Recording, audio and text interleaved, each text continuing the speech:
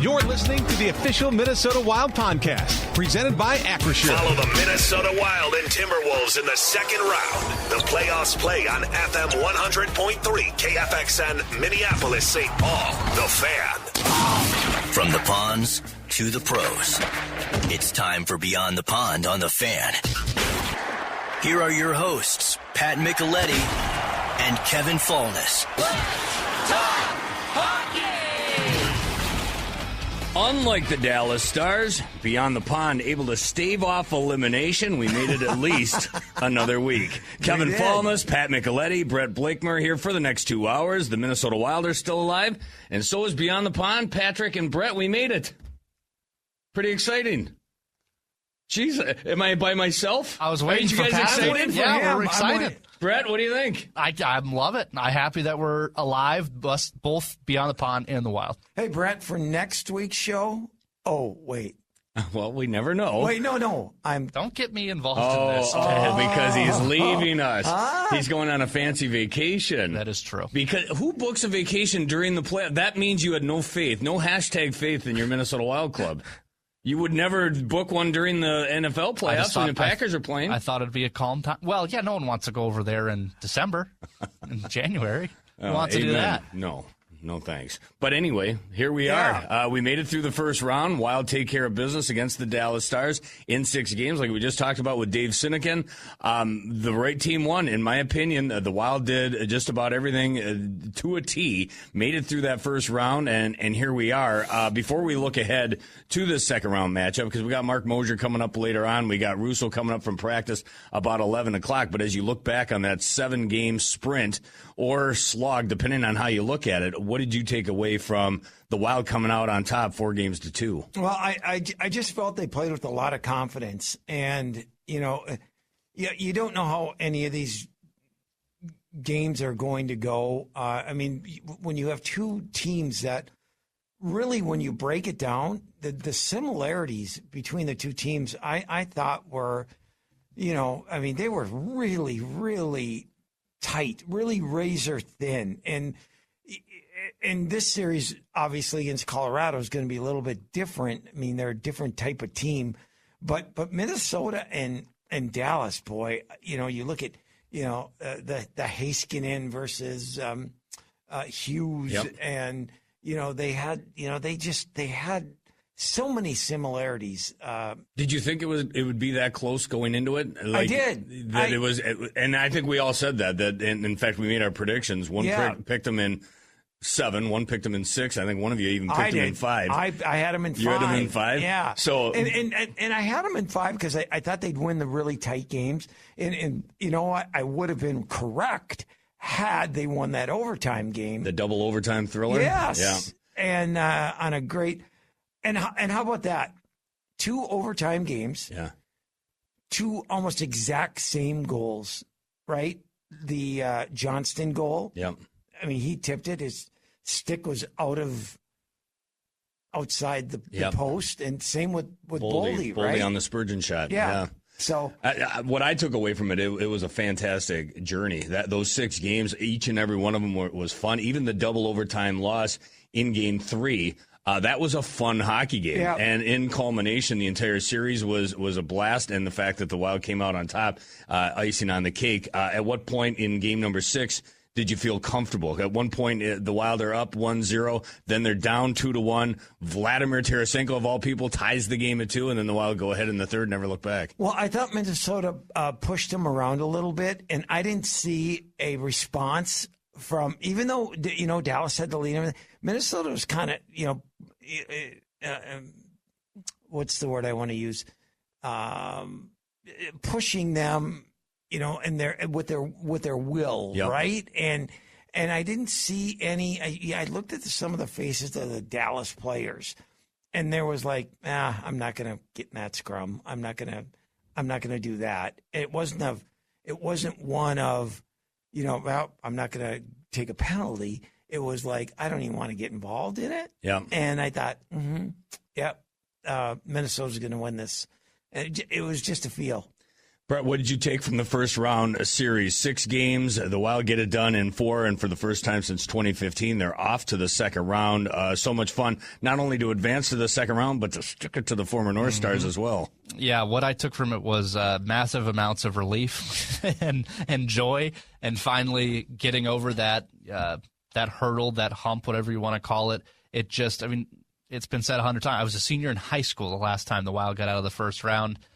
What was the Brock Faber was in junior high or something like that? Yeah. It's just been too long, and it's so much worse where you feel like every year it's going to happen. And they made the playoffs more than everyone in that time frame, and still couldn't get out. So to finally just get over that, and it just seems so professional. You know, it seemed like there was That's right. There was no like trepidation. There was even when they went down 2-1. I heard that there was trepidation in the building. I didn't feel that way watching it at home when they went down 2-1, but it didn't. If you would have looked at how the Wild were playing, you wouldn't have thought they were down 2-1 at all.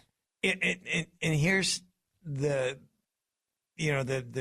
big kicker for me too is they win this series, and their whole thought process was on to the next one. Yeah.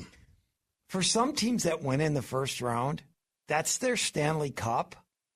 Meaning, for teams who haven't been there, or in a while or whatever. Some teams have that, okay, we did it. Okay, this is the building and Brock's, and the excuse-o-meter will be, well, now that we've done this, next year we'll do it. Next year nothing is guaranteed for next year. For sure. Nothing. Yeah. And, player X, Y, or Z could get hurt and make it so you don't get in the playoffs next year. Yep. So their mindset, and Kevin, Brett, you heard these guys after the game. It was not one of jubilation. No. It was one of, whew, yep, got it done.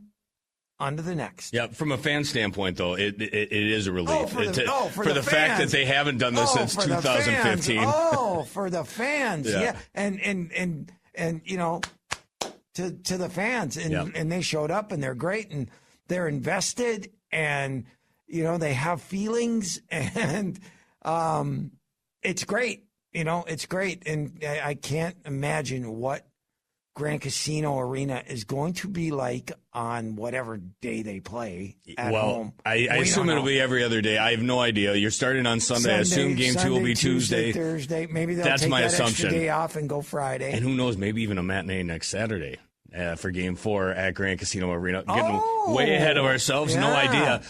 Let me throw this out at you. You can't pick Jesper Wallstedt, who was the Wild MVP for the first round. Patrick, you go first. Well, I think Quinn Hughes. I really do. I just think he controlled the series. And, even there were times in Brandon Molesky and I were talking about this yesterday, and there were times, and you guys, watch the games, where he would just sit there, not behind the net, like 15 feet out in front of the net, and hold it. Yeah, there were changes going on, and maybe both teams were making changes. But even so, there were times he just sat there, didn't move his skate, just held the puck. And and I'm like, okay, is someone going to come and challenge him? And they didn't. Yeah. And it's like, because they were thinking, okay, if I go, then I'm leaving my guy, and he's just going to give it to him. Or they were trying to figure out, what is this mastermind thinking? I don't remember which goal it was, but there was a setup that he had where he cut to his right and then quickly cut to his left, and he undressed Blackwell. Blackwell ended up in a heap, turned inside out. Yeah. And that's just run-of-the-mill stuff for him. Now, I'm not taking anything away from Heiskanen because he's a great defenseman. Fabulous. But, man, the stuff that Quinn Hughes can do, it shows that he's on another level. And we're going to see Cale Makar. Makar's right there with Quinn Hughes. But Heiskanen's in a different style. Yeah, and I want to get into that, too. Yeah. Who's your MVP for the first round, Brett? Yeah, to me, I could make a case for Zuccarello just because it was night and day when he came back. 4 points, I think, in the 3 games he played. Yeah, I could make a case for Kaprizov leading the team and the playoffs as an entirety in points, but I would go with Matt Boldy. Yeah, he that's who my pick was. Created goals so many times when the Wild needed it, scored the winner in overtime. had that nice power play goal, kind of stepping inside to his left and just beating Ottinger blocker side. So many times where the Wild needed a goal and he created something. There's a difference between just and which is still valuable, standing in front of the net and tapping one in. Boldy can create goals out of nothing, and he was super valuable for that. I look at when I watch a game, crazy me. I look at players' expressions on the ice, their face, how their eyes, and I've never seen a guy more focused. Mm-hmm. And not only on the ice, but in his interviews after. I mean, Kevin, you've interviewed him enough times to know. For sure. It's different. Yep. And at least it was to me. Listening to him after, I think it was the double overtime loss, he's voice. like, we're not worried about our power play. No, that's for you guys to write in the media. We know the storyline here. We're going to go and take care of business. Yeah. That's not what he said, but that's basically the nuts and bolts of what he said and how he said it. Yeah. So the confidence. Have you seen how much has that grown in the last even calendar year? Huge. Considering what happened last year in the playoffs, then you add the Four Nations experience on top of that, the Olympics, winning the gold, and now an opportunity to go through an entire National Hockey League season where basically you're the guy. I mean, him and Kaprizov are on even footing these days, if you ask me, the way he's playing. For sure. And it shouldn't be a competition. It's a fun competition within those guys who's going to score more, which you love. Yep. Which you love. And they're neither of them are selfish when they're playing together. But I really think what helped Boldy, not as much Faber, but Boldy was playing in the Four Nations before before the Olympics. Yeah, he was great in the Olympics. But I think that right there was a eye opener for him. I mean, because he wasn't great in the Four Nations, but I think he thought right there, okay, I know I have the skill level. Yeah. I can do all this stuff.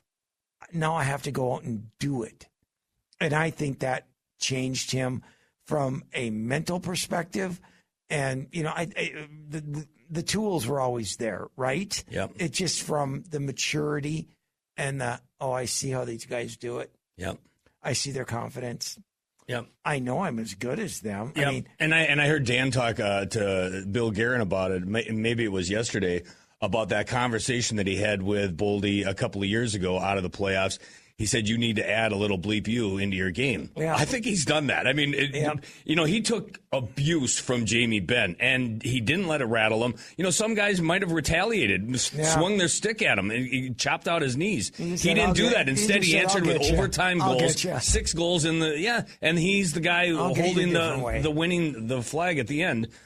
Celebrating a Game 6 victory. Matt Boldy, 9 points. 6 goals, right? 6 goals, 9 points, tied for the team lead with Kirill Kaprizov, number 1 in the National Hockey League. Goals? 33 shots through 6 games. So, obviously, a hell of a series for him and a number of guys that stood out as the Wild get past the Dallas Stars. I do want to get into Brett Blakemore's breakaways. We'll do that after this first break. But before we do that, we an opportunity to salute our friends on the TV side. I give them a lot of crap. LaPanta, Gorg, Ryan Carter, Wes Walls, the entire crew. But, man, did they do a great job. And I know that was their final broadcast on Thursday night, done after 26 years, whether it's FanDuel Sports Network, Bally's, Fox Sports North.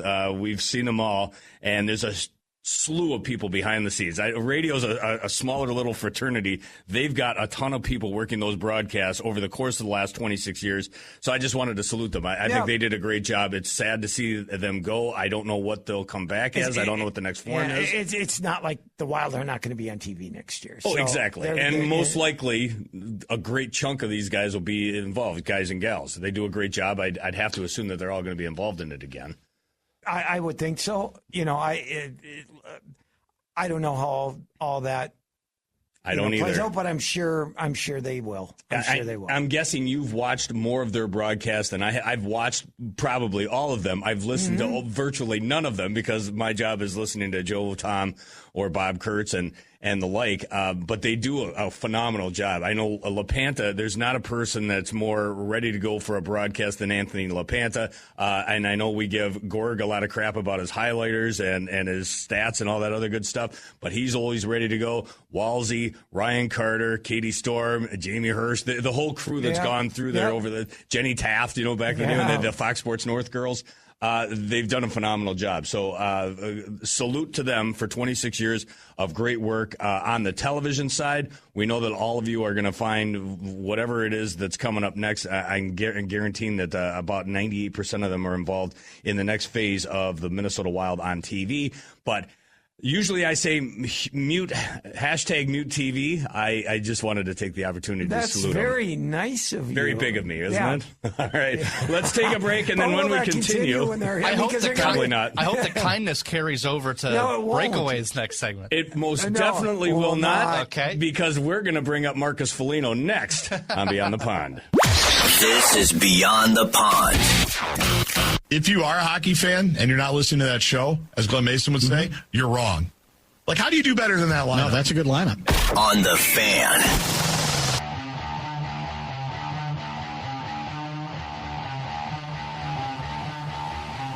So good to be back on Beyond the Pond. Those texts are coming in. Keep them going. 64686. You can also use that free iHeartRadio app and send us your talkback feature. Not only Beyond the Pond today, an extended pregame tomorrow starting at 7 o'clock with myself and Pat Micheletti. Zach Halverson's making the trip to Ball Arena. I'm sure he'll join us as well. We got Joe O'Donnell and Tom Reed there from the broadcast booth. So that'll be a lot of fun tomorrow. But today and right now, it's Brett Blakemore's Breakaways.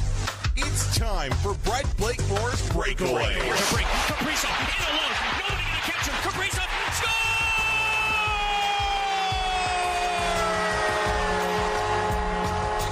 And now, Blakemore's Breakaways. All right, is he going to start with Marcus, Nick, Mike? Which Foligno are you going to start with for Brett Blakemore's Breakaways?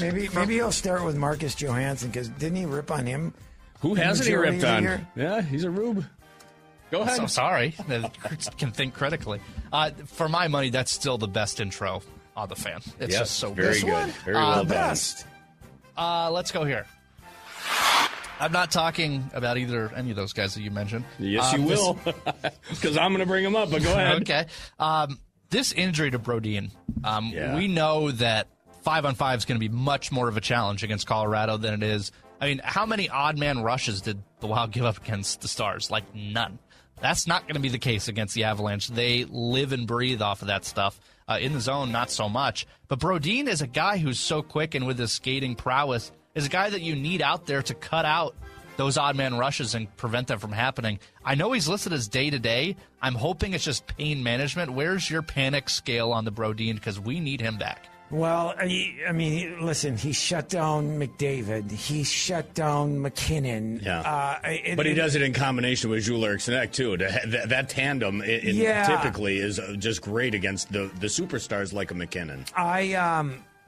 If I'm the Wild, my guy's Brock Faber has got to be out there. He's the shadow? Every time McKinnon's on the ice. Yeah. And they're going to try to avoid that matchup, but that's going to have to be the matchup that I think Minnesota will need against Colorado. Wild are on the ice at 11:30 today at Tria Rink in St. Paul. Brodin? We don't. My guess is I could almost guarantee what John Hines is going to say. We don't have an update yet. We'll hopefully know more tomorrow on game day. Game time. Will he be on the plane? That is my guess. He will 100. I know I shouldn't say that. I assume he will be on the plane. Oh, yes. They're listing him as day-to-day, unless there's breaking news coming out following practice today, again at 11:30. Michael Russo's joining us in about 35 minutes from now. He might know something. Yeah, I bet you he will. Wild insider. He might have some inside scoop. So we'll see if I'm going to ask Russo. him. Yeah. We'll see if Russo has anything that he can tell us, but. As of right now, he's listed as day-to-day and awaiting further update. But, yeah, that would be a monster one. We love what they've done with the top pair. Jared Spurgeon and Jonas Brodin have been so good, though, on that second pair. They were great. It'd be a huge lot. But I'll tell you what, Jake Middleton did a great job, too, in game number 6 in an elevated role. No doubt. You know, the only thing, you want to avoid a Middleton McKinnon matchup because, for all of what Jake does, he's not as fleet of foot, right? Yep. And that's an issue. Brett? Can't wait to hear from the Wild Insider. Wild Insider, Michael Russo. Shh, I've got secrets. That's so good. What do you think the future is for this series for the names Bobby Brink, Danila Yurov, and Nico Sturm?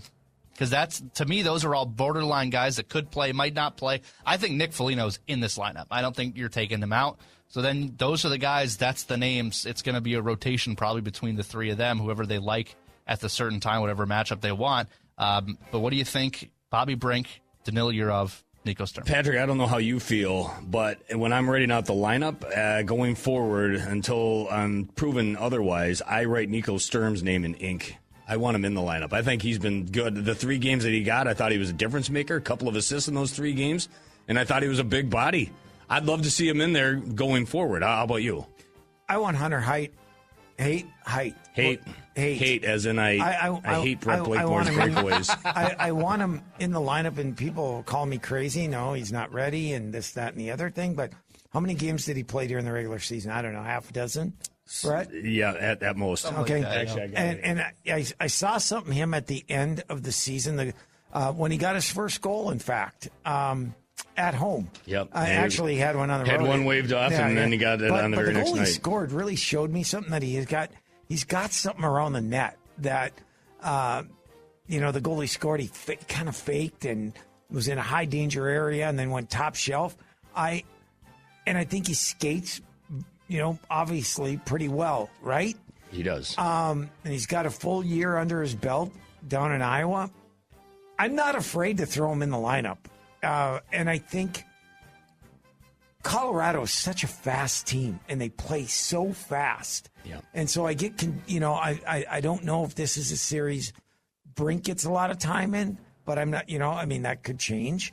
So I would consider him. But, yeah, Sturm has shown something, and, the thing is, can he continue to do that? How about Danila Yurov? I like him too. I do too. You know what? And especially if you put him on a line with, say, a Sturm or a Nick Foligno, then he doesn't have to take every faceoff. To me, that's the liability when Danila Yurov is in there. He can't win a draw. Yep. But if you have him with somebody, he's defensively reliable. He's got some offensive pop. You just don't see it on an every game basis, but I wouldn't have a problem with him or Sturm being in there. Brink's a little bit more of a question mark, but if you need, I don't know how this series is going to evolve. Yeah, maybe Brink does become a factor. Game 1 is a test. Yeah, it's a test. Feeling out process. Yeah, and what are they showing? What are we showing? Do they make lineup changes? Remember, I remember Game 1. For the Kings in Colorado, Jared Bednar sat Ross Colton. Yeah. And then, sure enough, the next game, Colton's on their number 1 line. Yeah. So, let's do one more here before we get to Mark Moser. These are 2 teams that are struggling on the power play, which is so weird because both teams have elite playmaking defensemen. They really do. Two of the best defensive great weapons. They both are stocked with weapons. Exactly. And somehow, for whatever reason, the power plays aren't working. It's going to be a different series in that sense where we dread going in the box. Obviously, we shouldn't tempt them in going in the box, but it's definitely not as deadly as it stands now as it was against Dallas. How did this power play get better, Patrick? Both teams overhandle the puck, in my opinion. And that's why Colorado's been kind of stale on theirs. McKinnon gets it. And he's circling in the corner, and he's this and that, and he's trying to make a play, and he's great. He's great. Yep. But he overhandles it, and you see when both teams are moving the puck quickly, what happens? Everything opens up, and you get the chances to score. And a lot of that with the Wild is around Zuccarello, right? Because his vision and the way he moves the puck around, and the puck moves quicker. Yeah. But Minnesota got stale, and so did Colorado. And they're, you would think these teams should be 1, 2, or 3 in the NHL, and they're not. So Marcus Foligno, first round, especially as it went, you at least. A lot of people in fan line, we had one talkback say, eat crow, this, that, and the other thing. Now, why were they picking on you? I mean, it wasn't like Kevin and I. Yeah, I know. No, they're saying the fan base, there's people out there that have to eat crow. The Wild got out of the first round. I want to know if you feel like you need to eat crow about Marcus Foligno. He got better as that series went along, was outstanding, and held in his temper. It couldn't have been easy for him because there was plenty of agitators on the other side of the ice. He kept his calm, kept his cool, was very Ryan Hartman-like in his workmanlike effort. I think after Game 2, he was fantastic. Mm-hmm. I don't think he took a single penalty. There's one moment in 4 games I can think of that I went, ugh. And other than that, he was perfectly fine. Right. The goal that he scored in, Game 4 was unbelievable. Yes. Just the second effort, wouldn't say no, played till the whistle, loved that. Could have had another one. He had a wide open net and missed it. Didn't even try to shoot. Still not sure what happened there. Yeah, I don't know what happened there either. But one bad moment does not rule out 4 games of very good physical and disciplined play. So again, you know what? We're all taking the high road on Beyond the Pond today, and it's a celebration as we stave off elimination. I like the fact that you were able to say that. You did it with a straight face, and so are you excited about the Foligno brothers going forward? If they don't take penalties. All right, we'll see what happens. Which they haven't been in the last couple games. All right. So, yeah. Are some penalties good penalties? I don't think so, personally. But, I mean, unless you're saving a goal and you, hook the guy off on a breakaway, I guess that's a good penalty. What if you're getting thoroughly intimidated and you push back? I mean, did they injure one guy down the stretch? I'm just asking, hypothetically. I think that take is overrated, in my opinion. I think put the puck in the net. And that's what they did. The Wild didn't. They didn't cross-check anyone in the face intentionally. Although it had to be aggravating. Really? The Rantanen thing and the Ben saga, man. But they didn't. No, they didn't. didn't. They just put the puck in the net. Yep. It was fun to see. I can't wait to see who's going to be the villain in the next series. That's what's coming up. Wild taking on the Colorado Avalanche. Extended pregame at 7 o'clock tomorrow night. Puck drops at 8:10 from Ball Arena. We'll break, and then we're going to get behind enemy lines. Mark Moser, the play-by-play voice of the Colorado Avalanche on the television, will join us next to tell us all about the opposition in round number 2. This is why you listen to the Playoffs Live. Quinn Hughes from the left circle, banked it in. The audio home of the Wild is KFA.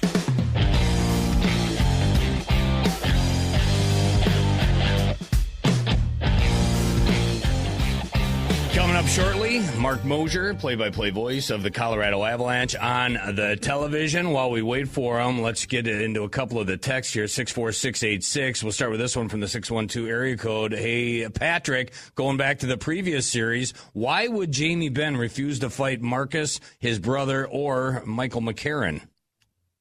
Probably because he's scared. 37 years old, and he said, I've had enough of this. And that's one of the things, too, Kevin, which I go back to, remember that push I was talking about, or that, kind of like, I don't feel like it? That great example right there. Mm-hmm. Because Jamie Benn, back in the old days, would say, really? Okay. Of course he would. Let's go. Yeah. Now, I'll just, when I can, if you touch me, I'll cross-check you in the head and then walk away. But, he's become a non-factor. I think you could just tell, there was no expression on his face at all, and it was like, okay, whatever. Yep.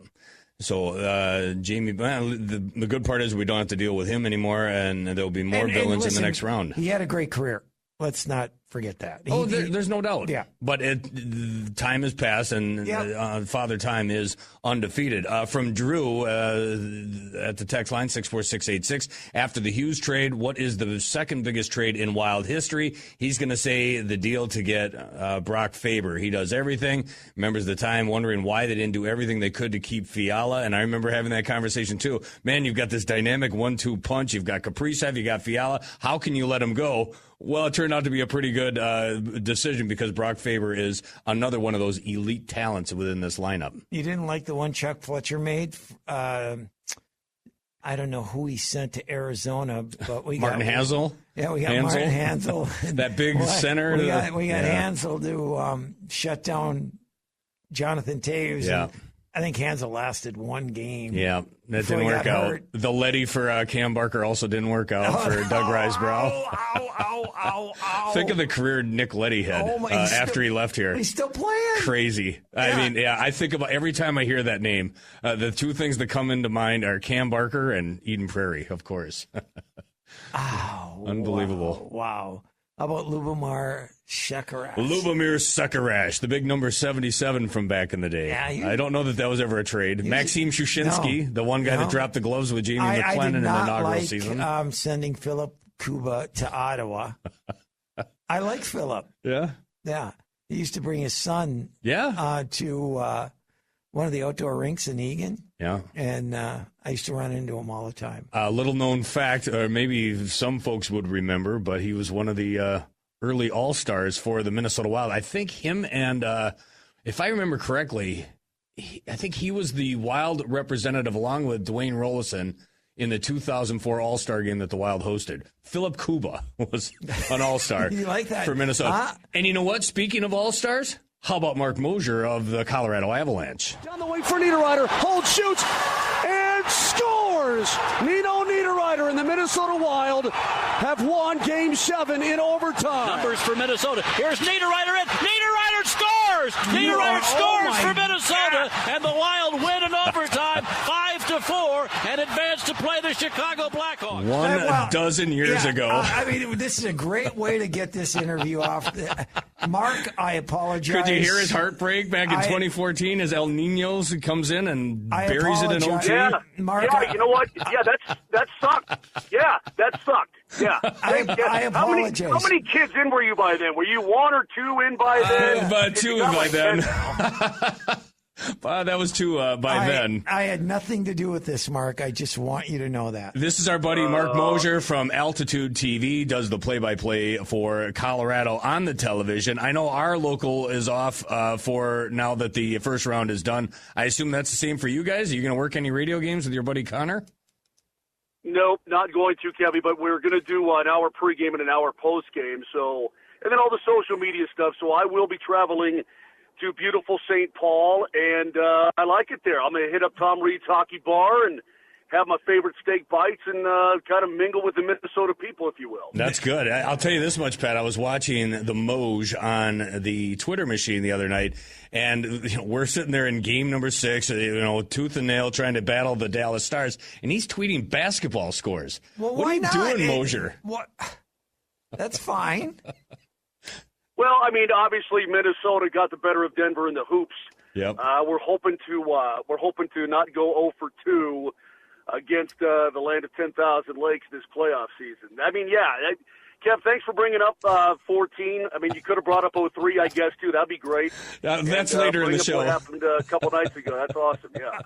All right, Mark, you sweep the Kings. The first two games in Denver I thought were, really, really hard-fought games, and then, the back two in L.A., I think you handled them pretty well. But talk about that series and how Colorado played, and then obviously going into this series. Well, it's such a great question, P. I look at it and I say, Wild fans who have been around for a long time, not talking about the youngins, I mean, you remember the way Jacques Lemaire used to play. And I think when Minnesota first came in, and there was success there with the Wild for sure, but it was a counterpunch team. It was a trap team. It had to be because they didn't have a ton of firepower up front. And they were very effective at it. And the LA Kings are the same kind of team now. It's not the most fun hockey to call. It's not the most fun to play. But the Avs were able to get through that trap enough and find themselves on the right end of 4 scores in a row. So that's pretty good. And I thought Jared Bednar said something very interesting after game number 3. He said, if we're fortunate enough to move on in this postseason and however long we could go, he said, I don't know, but this may be the best defensive team that we will see this postseason. And I think he was right about that because the LA Kings guys committed hardcore to playing defense. And they, you could see late in game, I'd say the last half of game 4, when they had to open it up, well, the Avs just outskated them, put 2 on them, bang, bang like that, and that game was over. but the Kings had to stay in their shell, and they had to trap all series long just to be able to stay alive because the Avs are so potent. And they did it for about 3.5 games. They still came out on the wrong end, but they played really, really hard. So I got to give a lot of credit to the LA Kings. And then DJ Smith, their coach, comes out after the series and says, "Look, we tried repeatedly to get them to break out, to get them to open, to not play our game too." He said, "But they beat us at our own game. We never got them to break, and they beat us every time." So just kind of the way it went.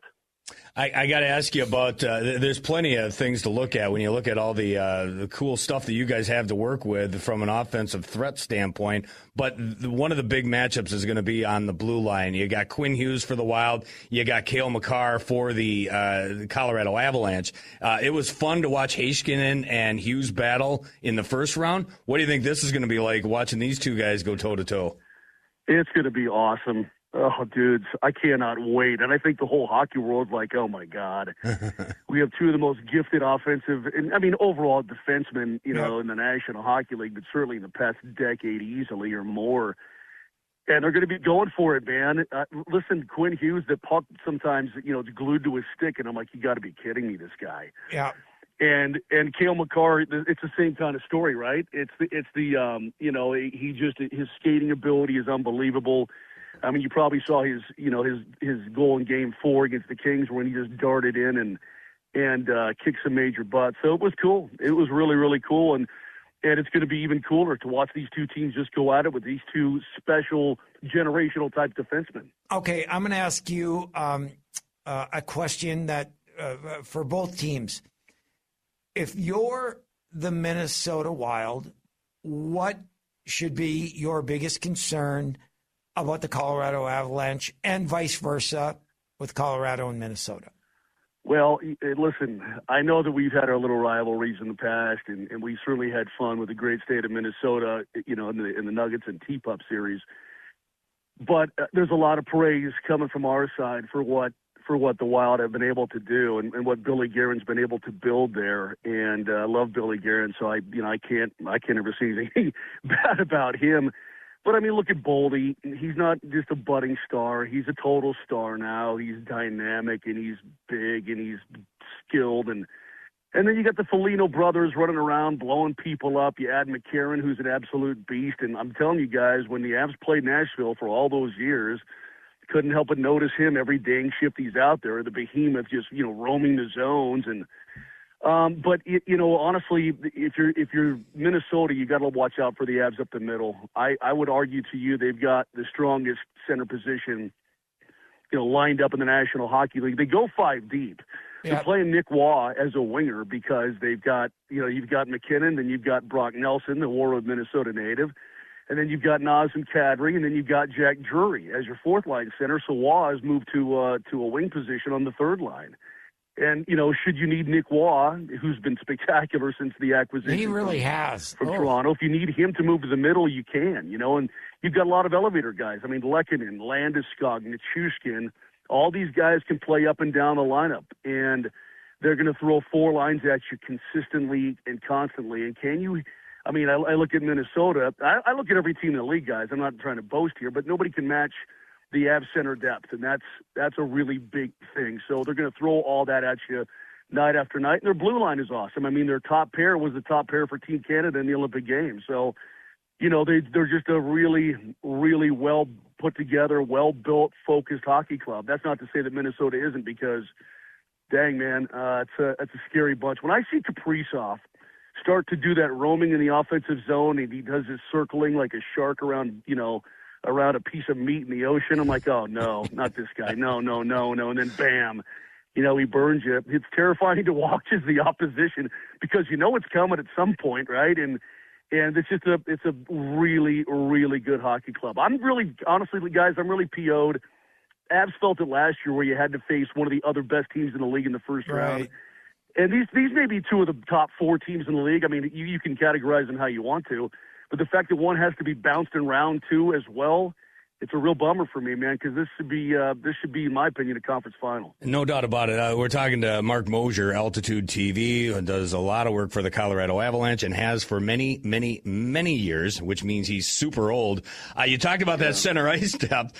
I want to talk about Brock Nelson, McKinnon, Kadri, Drury. You're talking about Nicholas Waugh as well. But Brock Nelson, of course, a name that we know very well here in Minnesota.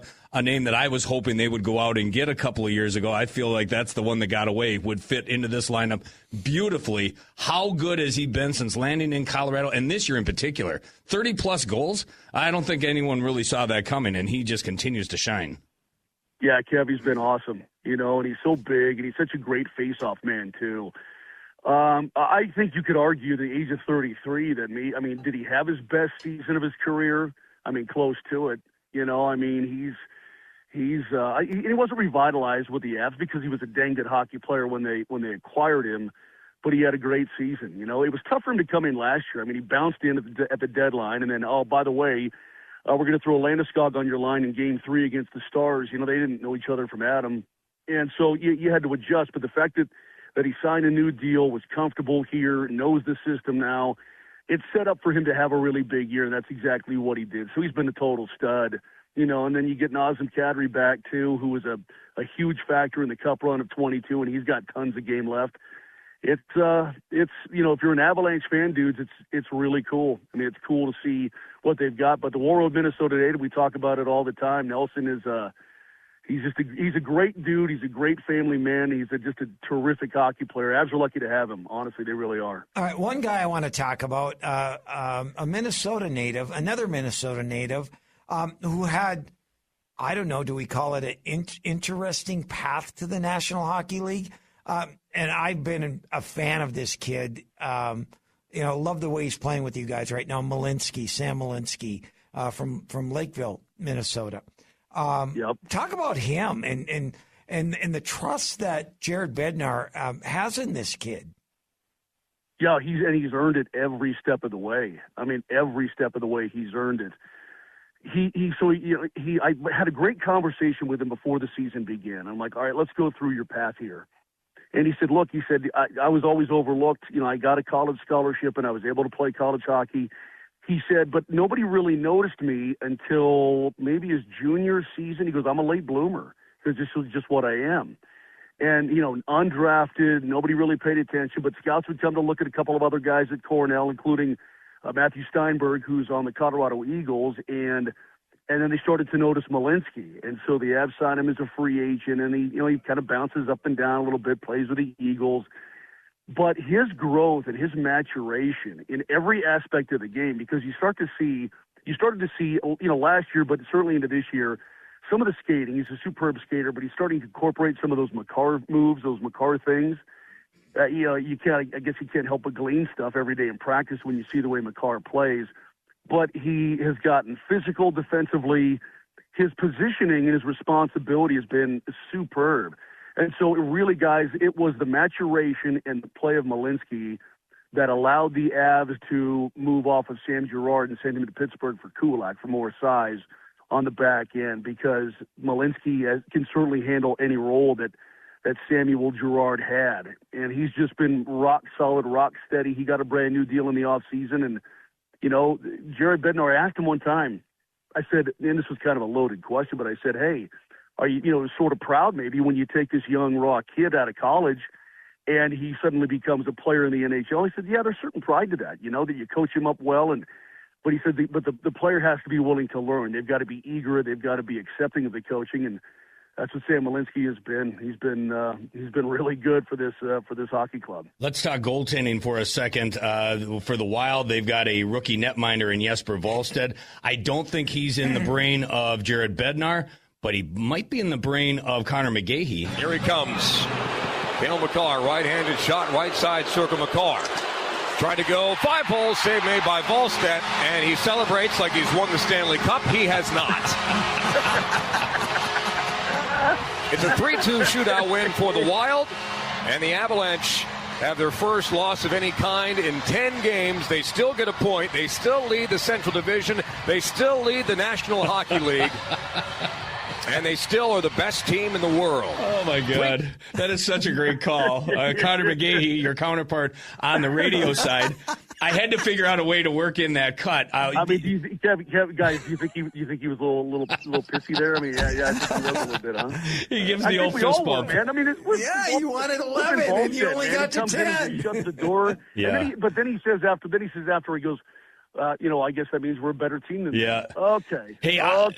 I'll tell you. All right, superstar. And I get it. There's a huge backstory in Jesper Wallstedt that you probably know, and if you don't, you'll learn it. The fact that he really struggled last year with injuries behind a bad Iowa Wild team, people throwing around the word bust, but he's obviously been fantastic. One of the big reasons the Wild got out of round one against the Dallas Stars, they throw the rookie in there. But I want to talk about your guys. I've seen the media at odds with themselves in the fact that either Blackwood or Wedgwood didn't get Vezina votes from or in the running for one of the top three. I haven't been. That would be Wedge. That would be Wedgwood. I haven't been overly impressed with the goaltending tandem. Even Wedgwood, I feel like they've got such a good team in front of them. But convince me that they should be at least a consideration for a Vezina candidate this year. Okay, well, while I give this, and by the way, this shouldn't be a love fest, but I can't help it. The first time I saw Wallstedt this year and the way he played against the Avs, I'm like, no, come on, man. No, this kid's not going to be – no, he's not going to be this guy for the next decade, is he? Come on. Because I remember back to what's-his-face. Who's the goalie that beat the snot out of the Avs every single game? Who was that? For the Wild? Yeah. Dubnyk? He's or more like – what's that? No, the third Dwayne Rolison? Anyway. No, it wasn't Rolison. It was Fernandez. The Finnish guy, Swedish guy. Oh, Backstrom. Oh, Nicholas Backstrom. Yeah, okay. Backstrom. Jeez, good look. I mean, the guy was at one point 21, 4, and 3 or something silly. Yeah. I don't know what it was. But while you're there, Kev, look up Wedgwood's numbers if you would, please. I know they're very good. The goaltending duo won the Jennings Trophy this year. Fewest goals. I mean, they as a duo they won the Jennings, so that's something. Hell of a team in front of them. Wedgwood he's a different guy. He's a different player than he has been in years gone by. His confidence is at an all-time high, and for him it was a mental thing. He said, "You know what? I used to feel the pressure, and I used to get nervous, and I worry and wring my hands." He goes, "I'm just trying to stay in the National Hockey League at some point, and now he goes, I embrace all of that. I embrace every bit of it, and it's really paid off for him." So what are those numbers again, Kev? Do you have them in front of you? I don't have them in front of me. I know they're very good. My argument would be... I was stalling so you could look them up and regurgitate. I'm not your producer. I'm not going to do that. Well, I'm standing on the front sidewalk in front of my house, so I can't get to it. So they're very good. I know they're good. Blackwood started the year injured. So Wedgwood had to play a lot in the beginning. And if you just look at his... Did we lose you? Step back onto the doorstep, would you?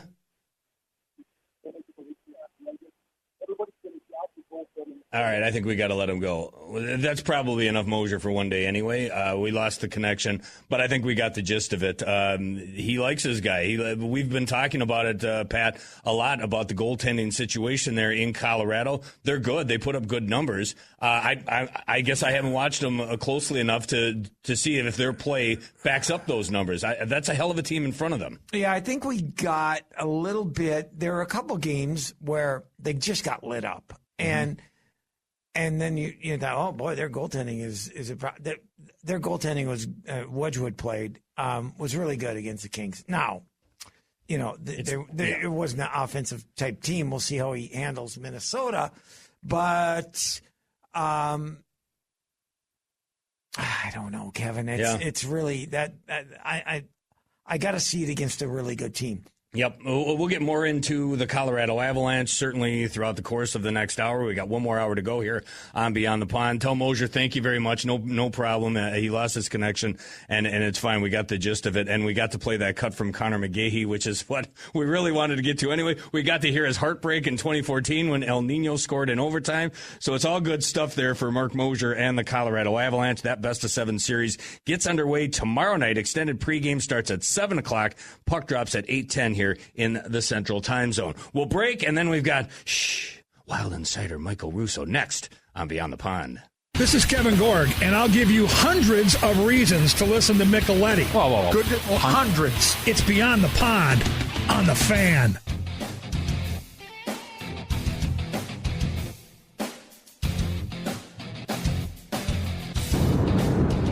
Hey guys, love the show. Matt Boldy, he's the series MVP. All the goals he got in the last series, big time goals. Also getting at least 3 goals waved off.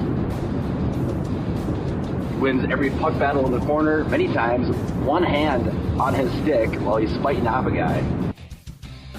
A good talk back. Keep them coming on that free iHeartRadio app. You can also text us 64686. Time now to go to the phone lines, and I assume Michael Russo of The Athletic and theathletic.com is at Tria Rink getting ready for a wild practice before jetting off to Denver, Colorado for Game 1 tomorrow night at you know Ball why Arena. I'm at Tria so early? Why?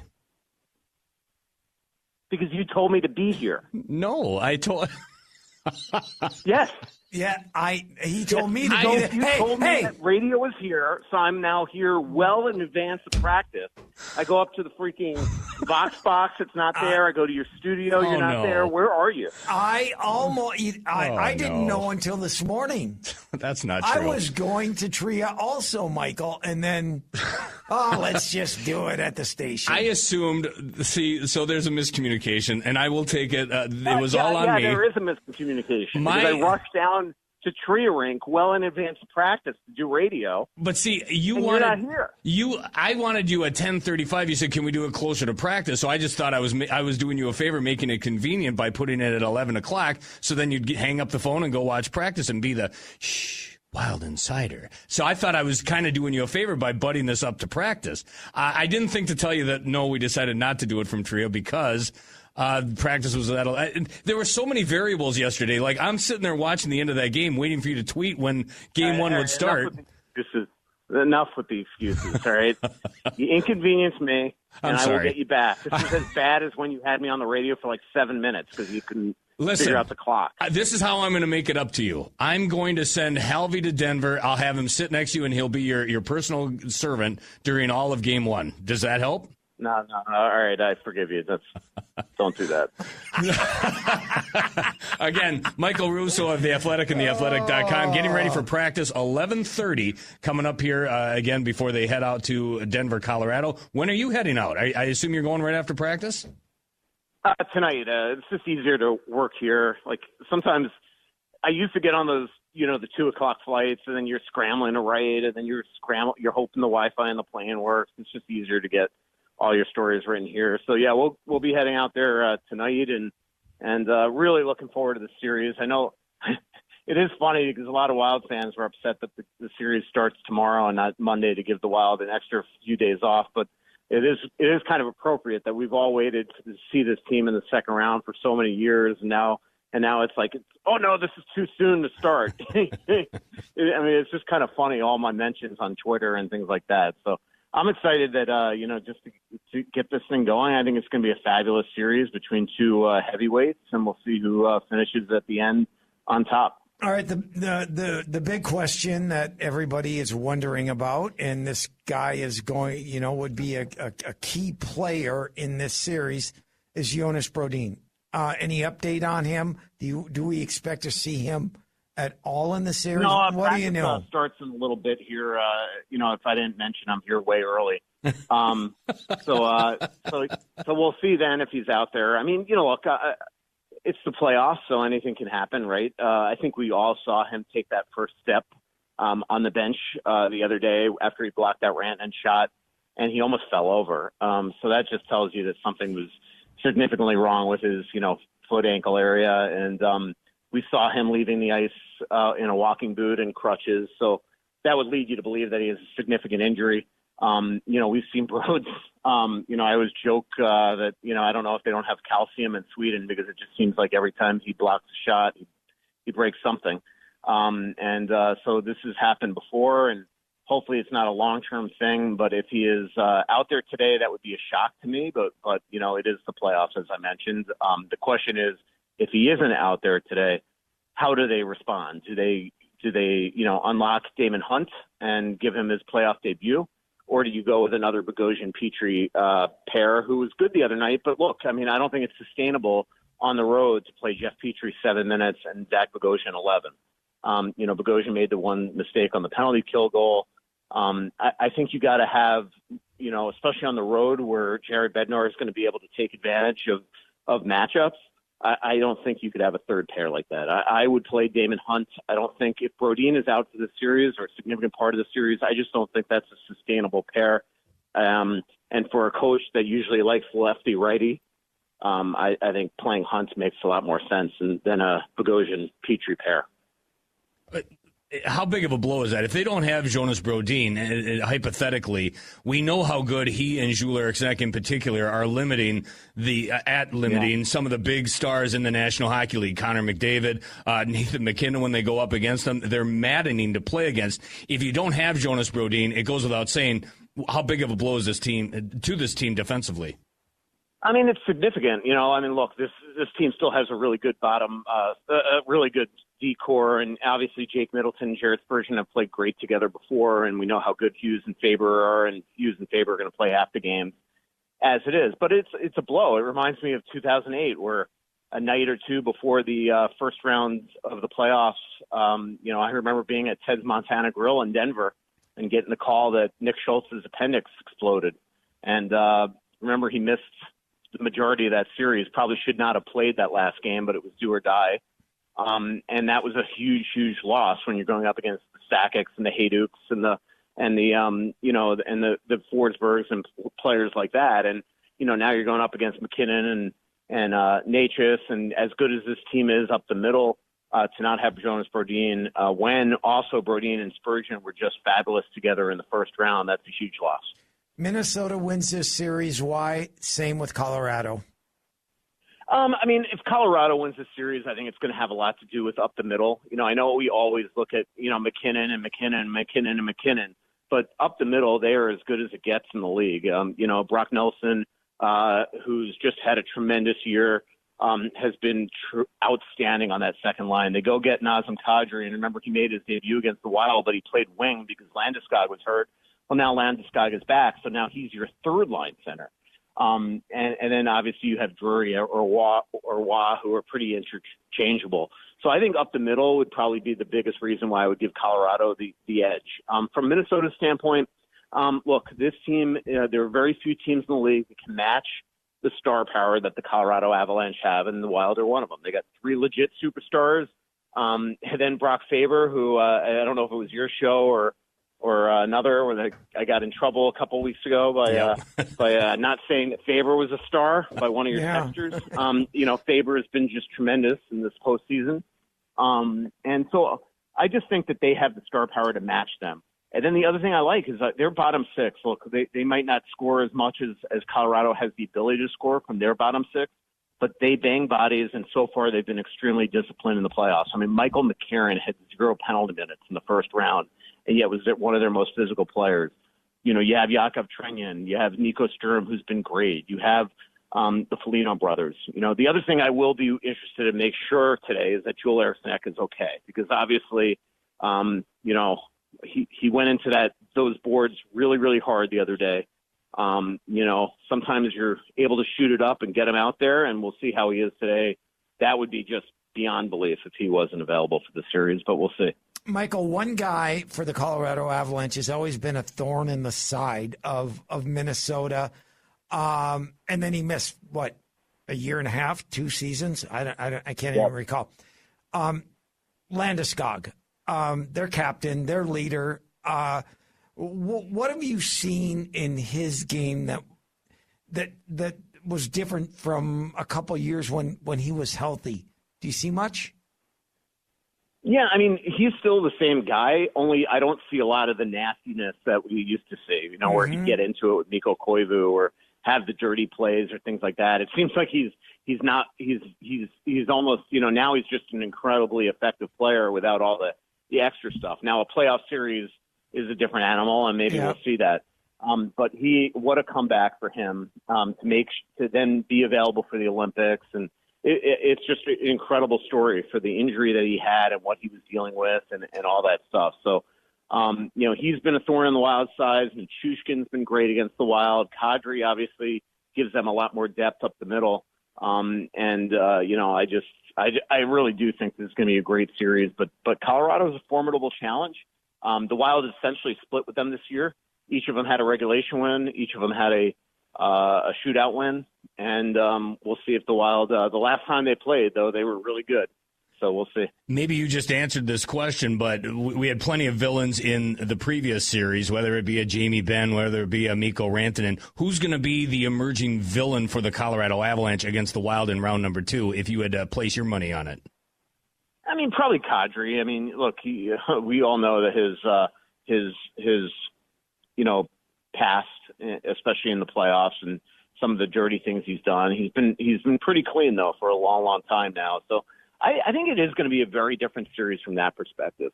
I look at Colorado. Obviously, we'll have to see him up close, but Dallas just has a way of getting under your skin. I do think that what Marcus Foligno said is very, very accurate. Is that I think Dallas recognized early in that series that they could not hang with the Wild at even strength. And so they tried to get on the power play by goading the Wild into trying to do extracurricular stuff, which didn't work. But the other big thing was diving all over the ice. They dove every time there was contact because they were trying to draw penalties because I think they felt like it was the only way that they could win the series. And I don't see Colorado being that way. They're obviously, I just don't think that I think this is going to be more of a, Colorado's going to want to play the Wild at even strength, even as good as the Wild were in Dallas. And Colorado also knows if their power play has been just god awful for a year now, more than that actually. So I think that they actually want to play at even strength. So I don't think they're going to get into those nasty, nasty battles, but we'll see. I mean, when all of a sudden, the Foligno brothers and Sturm and Trenyan and McCarron are banging bodies and getting under their skin, that could change, obviously, the complexion of the series and how things go in terms of style. Ultimately, at the end of the day, it all comes down to goaltending. And I want to give, and call me crazy, but I almost want to give the edge in goaltending to the Minnesota Wild in the way Wallstedt played in that series. And I'm not sold on the Wedgewood-Blackwood combination. I know Wedgewood played, all the games for them, but I don't know, Michael. Where are you at with that? Yeah, I mean, I agree with you. Like, I got to see it to believe it that Wedgewood is going to do this. I mean, he's been a career backup, but he had an unbelievable regular season, and he had a great, great first round. And so obviously he's the guy. But, when you have a career backup that you're going up against, and some of your players on the Minnesota Wild are Kirill Kaprizov and Matt Boldy and Joel Eriksson Ek and these guys that we know that can score goals, I just have to see it to believe it. Wallstedt has the swagger and the cockiness to go in there and at a minimum get a split. He's been incredible so far in the playoffs, especially from a high danger save percentage standpoint. We know that he's played well against Colorado this season, and we know that he loves to play big games. Like his numbers against playoff teams have been tremendous this season. So I agree with you. I mean, look, and it's not taking anything away from Wedgewood. Like, Wedgewood has had a great, great year. You can't take that away from that. This is not a small sample size. He went something like 30-something. I think he had 6 regulation losses. Yeah. So, but I just love the way that Wallstedt is playing, and I just don't think that we have seen a goaltender where the moment is too big for him. And that's why I think that he's just going to go into this series like he did the Dallas series and deliver. Like, he's the least concern I would have going into the series. Give me your educated guess on the lineup going into game number 1. Again, you haven't watched practice yet. We don't know the status of Joel Eriksson Ek, although he's a robot, so we assume that he's going to be good to go. We were discussing lineup combinations going into this series, and for me, the way Nico Sturm played in that last series when he got the opportunity, Michael, I write his name in ink. I want him in the lineup. Do you see any possibility that that's not the case going into game 1, at least to start this series? Yeah, he was great in game 4, and he was great in game 6. And interestingly, the noise you could probably hear in the background is Bobby Brink. He's the only player on the ice, and he's out there working his butt off right now. And So that almost gives me the sense that he knows that he's probably not playing Game 1. I actually saw him after Game 5, after that incredible win in Dallas, and he came out of the locker room and just looked so disappointed because I think he knew that he played himself probably out of the lineup that game. And it's because Nico was so good in Game 4 that he probably knew that was going to be an obvious change, especially when Trennion moved up in that game and made the play for the McCarron goal in Game 5. So I think that we're going to, let's just assume that Eriksson Ek is healthy. I think the top two lines are the same. I think the third line is going to probably be Tarasenko, Trennion, and McCarron again. And then I think your fourth line are going to be the Foligno brothers and Sturm. The question I have is on the back end, is it going to be Bogosian and Petrie, or is it going to be Hunt? Is it going to be, by the way, Urov is next out on the ice, so that's a big sign too that he's putting in the extra work. Or is it going to be Hunt getting the job with Bogosian? That's what I'll be interested to see today in practice. Michael, the first 5 games of the series, I was thoroughly not impressed with the play of Tarasenko. I thought the pace was too much for him. And I just didn't think he did anything. And you know what? And he came in Game 6 and gets the big goal. And I guess that's how we have to kind of look at it, right? Is that when he's out there and the puck gets on a stick in a proper area, he can score. That's exactly right. And so what are your thoughts on all of that? Yeah, I completely agree with you. I thought he wasn't very good at all in Game 5, at all. And and I know a lot of fans were clamoring for him to be the odd guy out over even a Danila Urov or something like that. But that's why you have Tarasenko in the lineup. That's why you acquired him. There's not too many guys in this league active that have 50 career playoff goals. And you're right. I mean, the reality is that game could have gone sideways, and the Wild could be preparing for Game 7 today if he doesn't score that goal. It took him 54 seconds to respond to that go-ahead goal by Maverick Bourque. So that's why you have him in the lineup, and that's why he's going to continue to be in the lineup, because it's just, he's a goal scorer, and obviously he's at the twilight of his career here, but he had a really, really good last month of the season where he was scoring seemingly every night, and that bought him his lineup in the spot going into the playoffs, and I don't think it's going to end now. 50 goals in the postseason for Vladimir Tarasenko, 1 now for the Minnesota Wild, and it was a biggie. I don't want to take away from The Athletic and TheAthletic.com, but do you have a prediction for this second-round matchup between the Wild and Avalanche? I am going to pick the Wild. I really am. I just love the way they played against Dallas. I picked the Wild to win against Dallas in 6 games. And by the way, LaPanta picked the Dallas Stars. Put that on the record. But yeah, no, I do. I love Colorado. But I don't believe that. I don't believe he did. They had some issues, right? And I just think that right now the Wild are playing with house money, and I think they're going to come into the series and play really, really well. Outstanding stuff. I'm glad we were able to get you to practice early for a change. You get to relax now, have a nice coffee, talk to your comrades there. Good for you. Yeah. I'll text you guys in a couple minutes here as guys get on the ice if I see Brody in there. Thank you. Yeah, that'd be great. Thanks, Michael. Thank you, sir. I'll see you guys. Yep. There you go. Bye-bye. Shh.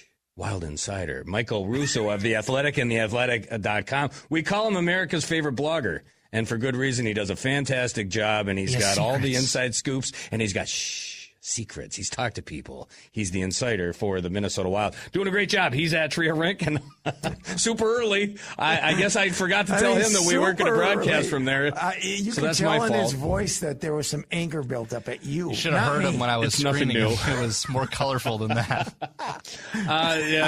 You know what, though? He drags me down so him and Dan Burrell can have their fancy conversations in my elaborate studio, and all they do is sit there and bag on me. Do you charge him? No. Why don't you send a bill to The Athletic? I should. The Athletic and TheAthletic.com. I should. They're oozing money for sure. I should be able to get some coin out of that, but I do it out of the goodness of my own heart, much like he joins us here on Beyond the Pond. Why don't we break, and then when we continue, we've got about 45 minutes left to go in the show. Let's talk some NHL. Let's get out of this bubble. We'll save more preview for the Wild and Stars for the final segment, but right here, let's take a break, and then when we continue, we'll look at the Stanley Cup playoffs outside of Minnesota, outside of Colorado. Good stuff happening across the league, and we'll get into that next on Beyond the Pond. What?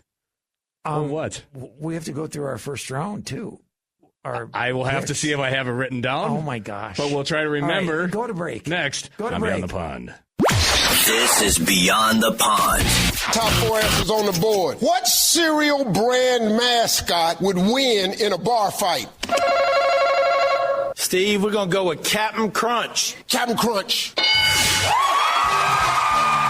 On the Fan.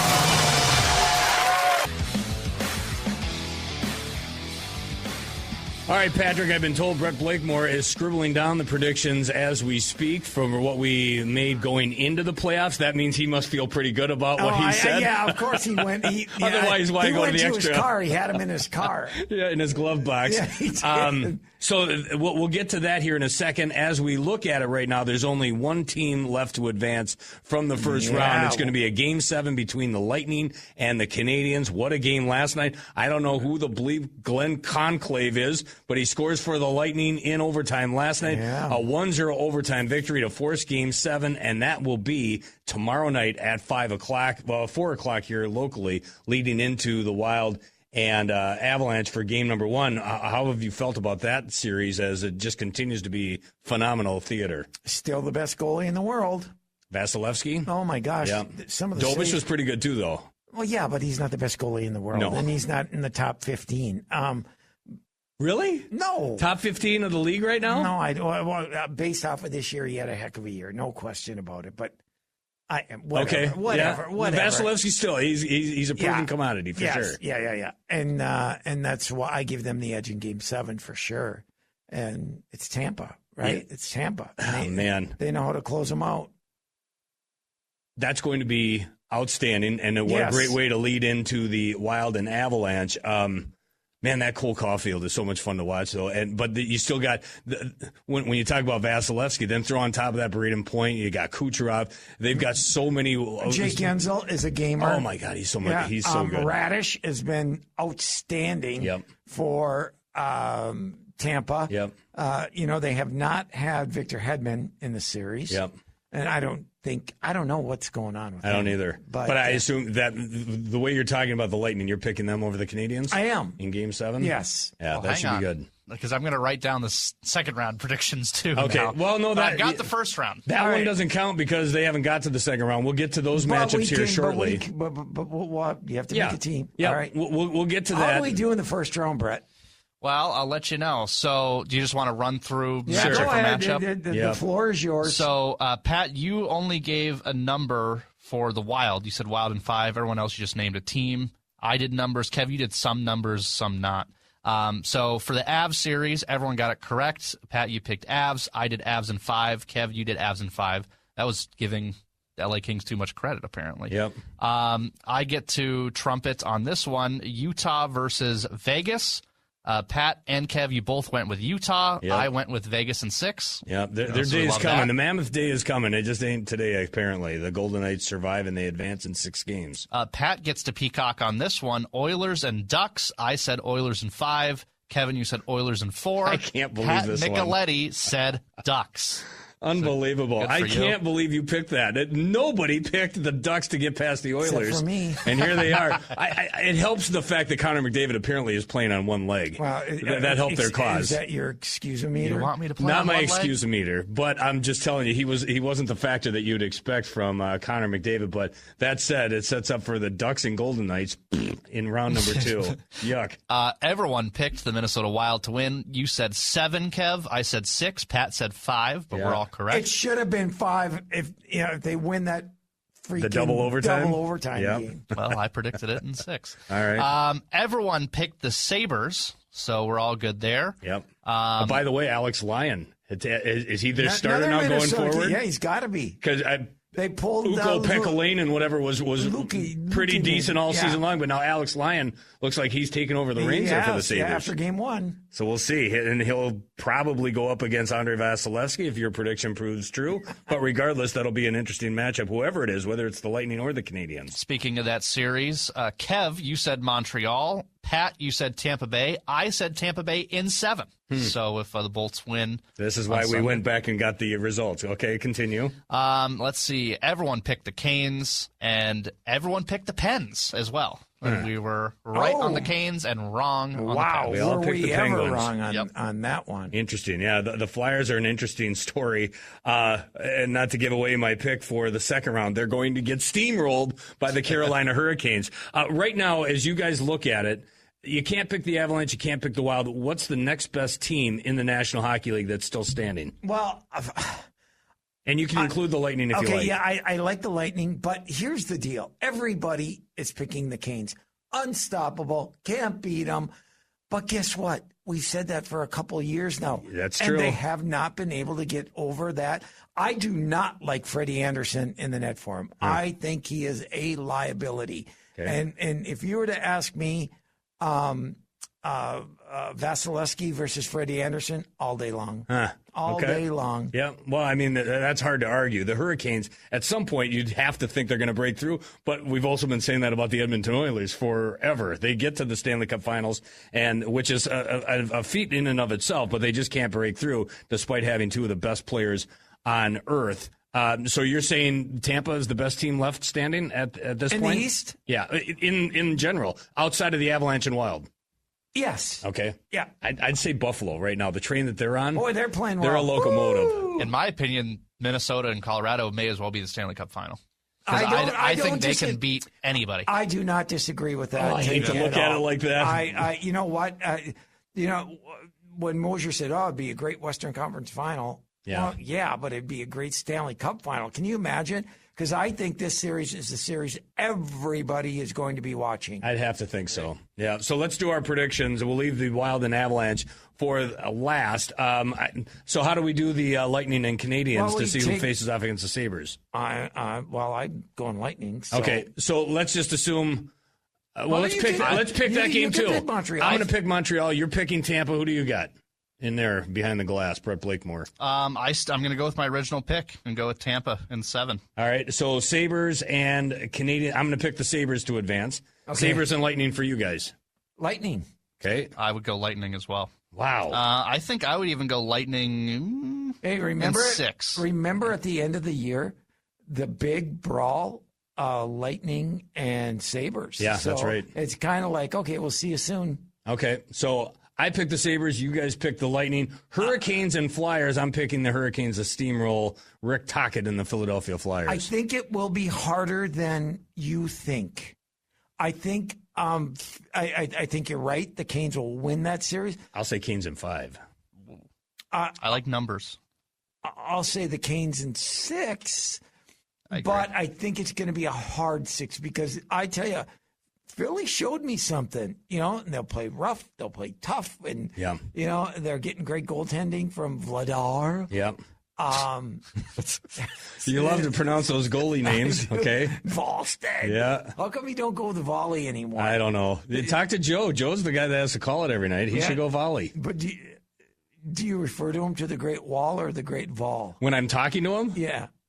Jesper. Probably Jesper. Yeah. No. Hey, Great Wall. Great save. Jesper. Mr. Volstead. Okay, so do you want numbers with that as well? Pat's not a big... Pat said Canes in 6. Okay. And I'm also going Canes in 6. I agree with that. Over to the Western Conference, Ducks and Golden Knights. I didn't buy into the Golden Knights. I thought the Mammoth would be able to get past them. I was proven wrong. Golden Knights in 6. They advanced to face off against the Ducks team that took out the Edmonton Oilers in stunning fashion. Your guy Jackson Lacombe continues to shine like Faber here with the Wild. Jackson Lacombe is a stud. He might be the MVP of the playoffs thus far. I mean, I can make an argument for some guys on different teams, including guys that play here for the Minnesota Wild that have been pretty good as well. But, I mean, in consideration for the Conn Smythe, for sure. Brett, why don't you go first? Ducks and Golden Knights, best of 7. Give me Vegas in 7. I wanted to say earlier than that, but the Ducks did impress me in the first round to get past a one-legged McDavid, so I'll give them a little bit more credit. They still lose, but Vegas in 7. Do you believe in the Vegas goaltender? Carter Hart, is he their guy now going forward? I don't believe in either of them. Yeah. This might go down as the highest scoring playoff series in the history of the game. Yeah. I am going, Are you ready? I am. Oh, no. I love the orange uniforms. Oh, my gosh. I'm not against him either. Mileski hates them. Yeah, well, that's okay.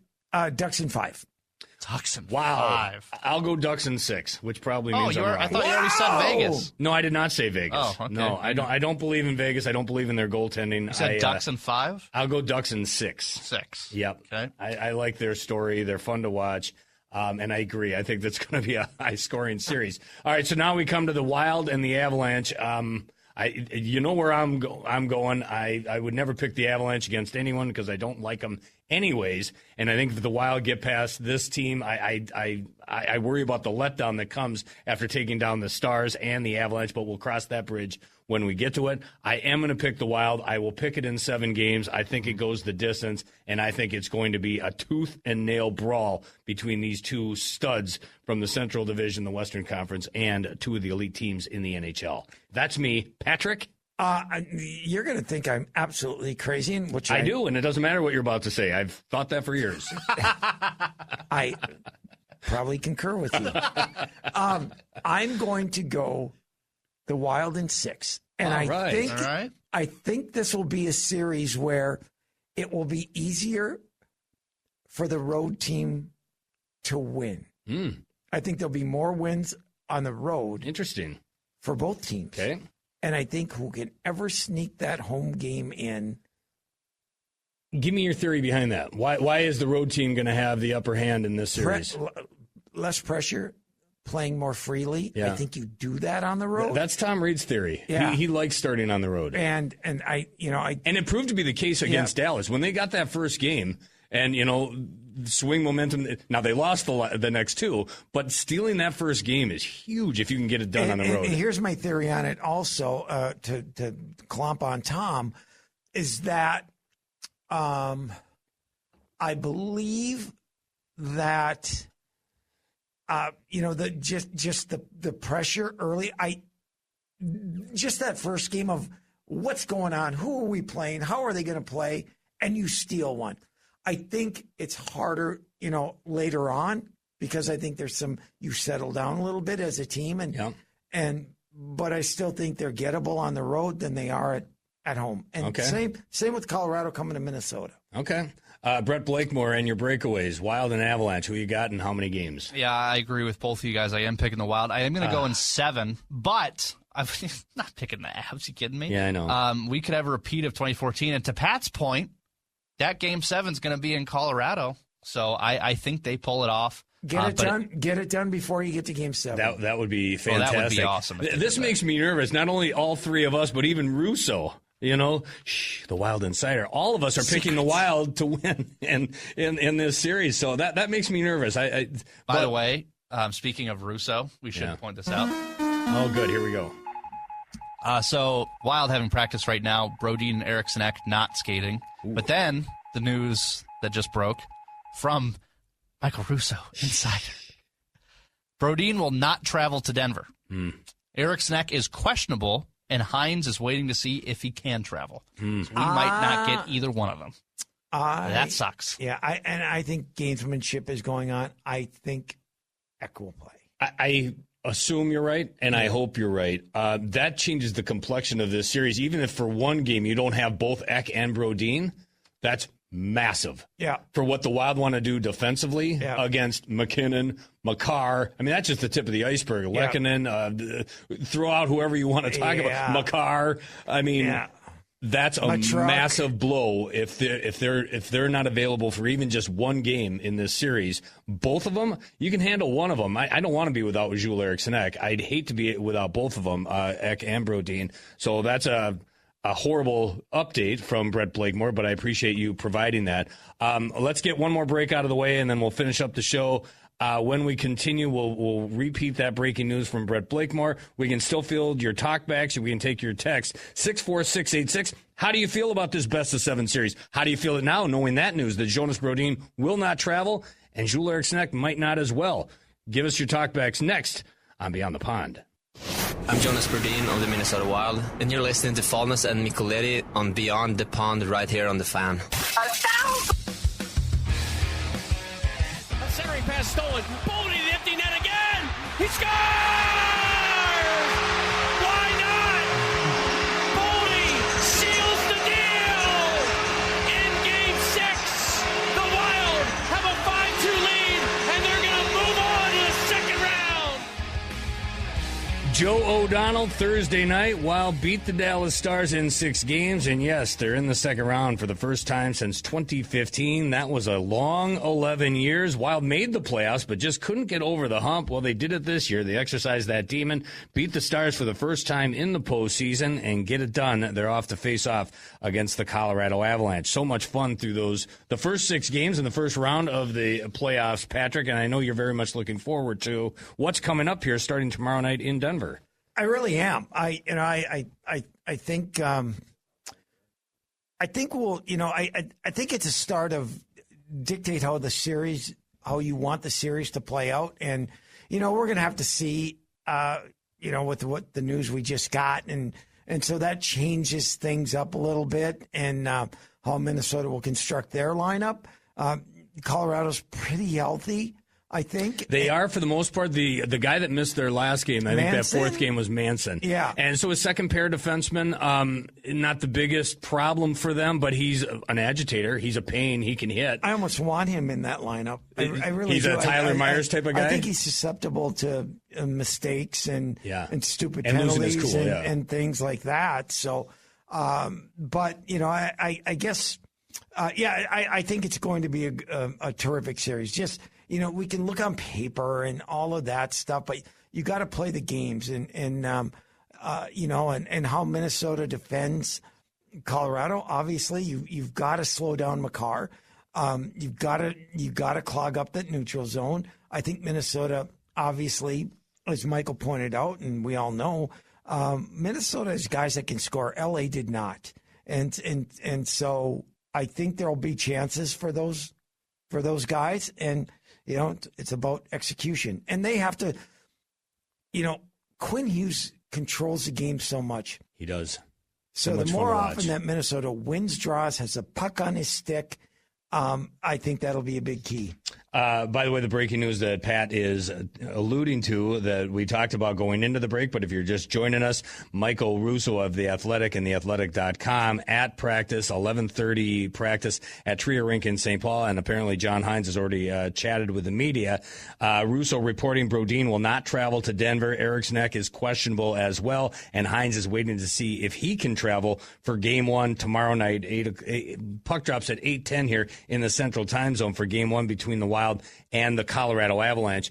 We know Quinn Hughes now. We might not have known him as well on December 14th, but we've seen his body at work here in Minnesota. We know the legend that is Cale Makar as well. How do you compare the two? What does Cale Makar do that, for all practical purposes, the number one defenseman in the National Hockey League on most ballots? I think, the difference between those two, Makar is get it and go. I mean, and he will go and in all areas of the ice, and you will see him down low. You will, in a majority of the time, he's out there always trying to make plays. I think Hughes is more methodical in his play. He likes to control things. Yet, and he picks his spots when to jump up. And so I think those two would be the biggest difference. I think Makar shoots the puck a little bit better than Hughes does. But we are so lucky, Kevin, to be able to watch both of these guys going against each other. I think it's, oh my gosh. It shows you again how important that move was on December 14th, because what it did in bringing Quinn Hughes to Minnesota, it not only gave the Wild another valuable asset, another gun for their arsenal, but it put them on an even playing level with teams like the Dallas Stars and now the Colorado Avalanche. The firepower on both sides, I think, is very matchable, and maybe you don't have that. You're not in the same conversation as Dallas and Colorado without the addition of Quinn Hughes, right? I mean, they don't match up well if they don't have that Quinn Hughes back there on the blue line. No, it's not even close. No, So this put them on an even playing level with teams like this. I don't think Minnesota gets out of the first round without Quinn Hughes. and what he's done for this team. And so, but a big difference for me going in the series, I think this Minnesota team just has that internal swagger that they believe they can win. And, you look up there down the lineup, and the guys at the top of the lineup look down at the bottom of the lineup, and they say, hey, these guys can play. In the past, they were like, we have to go out and score every shift. A little different now, where they just play the whole game and know that they can win the game, even if they're down a goal. Yep. Where in the past, I just felt like, oh man, if Boldy and Kaprizov don't score, we're done. And now, you're seeing goals from Foligno, McCarron, Tarasenko the other night. Yes. You're getting it from the blue line. You're getting it from all parts of it's not just the top six that are putting pucks in. And they're timely goals, right? I mean, look at the Foligno goal. That tied it up to put it to overtime, correct? Yeah. I mean, but and the McCarron goal, it put them up 3-2, and they couldn't hold the lead. But, it was a huge goal. Yeah, he's been a monster in this series. Those two goals that he scored, both were huge. That's why there's a different complexion about this Minnesota Wild team. You talk about the first time they got out of the first round since 2015.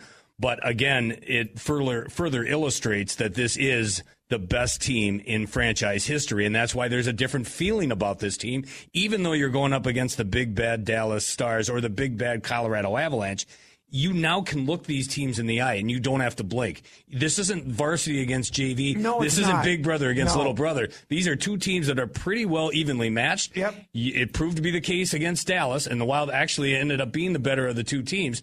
They're on solid footing here between the Avalanche and the Stars, or the Wild, and that's why I think this is going to be one hell of a series, because there's not a lot of difference between the two. And I love the goaltending matchup. I really do. I do too. I think our guy is just, he's so confident, and you just, and he's focused, he's confident, and he's like, bring it on. Yeah. And I love that attitude. Yep.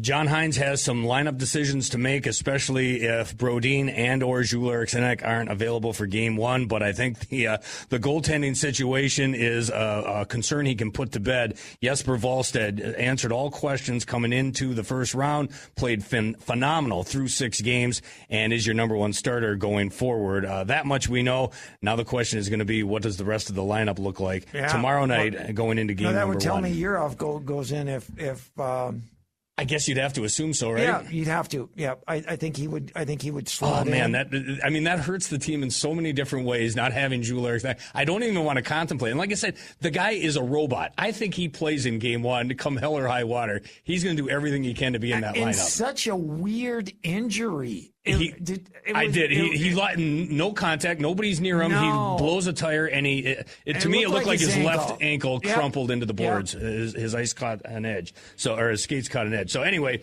that takes care of Beyond the Pond. Maybe we're back next week. Maybe we're not. Brett, phenomenal job as always. Brett Blakemores Breakaways lived up to the hype. You did a great job. Appreciate you. Enjoy London. I will. For you. Yeah, have fun. Hey, go Spurs. Yeah, that's right. Hey, congrats on the relegation. Thank you. I appreciate it. That's Brett Blakemore. Pat, I'm done with you now, but we're going to get together again tomorrow. Yeah, extended pregame starting at 7. 7 o'clock, extended pregame right here on our favorite radio station. Absolutely. Hopefully you'll join us. I'm sure Halvey's involved too from Ball Arena, so that means we'll have visual contact out there in Colorado, so you can watch it. KFAN.com/watch. Be with us tomorrow for Game 1. You waited so long for this, and now it's finally here, round 2, Wild going to Colorado for this best-of-7 series. That's going to take care of us for now. Tee to Green is next from Grandview. They're going to have so much fun, and you should just enjoy it here on The Fan. For an extraordinary advantage in sports, you need a game plan. For an extraordinary advantage everywhere else, all you need is Acrisure. With a high-tech human approach to insurance, cybersecurity, and more, Acrisure helps you take care of what you care about. That makes winning easy. See what Acrisure's extraordinary advantage can do for you at Acrisure.com.